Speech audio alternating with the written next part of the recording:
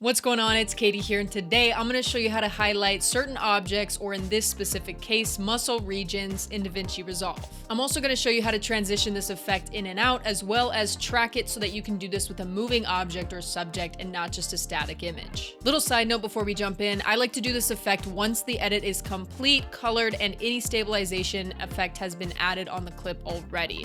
This is just to save you some time so you're not retracing steps, fixing any of those little things. All right, so like I said, I like to do a simple transition on the effect so that it smoothly appears on screen. You don't have to do this, but we are going to focus on this first. We're going to find the point where we want the effect to appear, and we're going to make a cut. Now find the point you want the effect to disappear and make another cut. Hide the first and last clips by selecting both and pressing D on your keyboard if you're on a Mac, and then head over to the Color tab. In the Color tab, create a new node, then go over to Window and select the Free Draw Pen.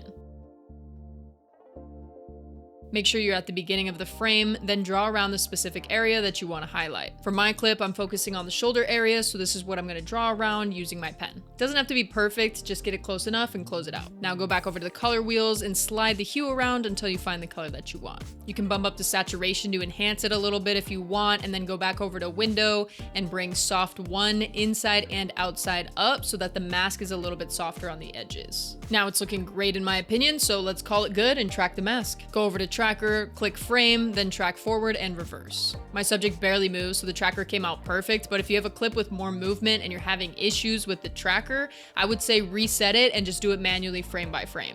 I know that can be super frustrating and time consuming. There are other ways to accomplish this, but for the sake of keeping this video on the shorter side, I'm going to save that for other videos. So if you are having an issue with the tracker, please comment below and I can make a separate video and or help you at least in the meantime. And back to the transition part, because I almost forgot to include that. Go back over to the edit tab and select the front and back half of the video where we made our cut points. Now enable them by pressing D on your keyboard if you're on a Mac, then click Add 6-frame cross dissolve. Do this to both cut points, and now the effect will appear on and then fade out. Thanks so much for watching. If you found this to be helpful, please give me a thumbs up and subscribe down below, and I'll see you next time with another video.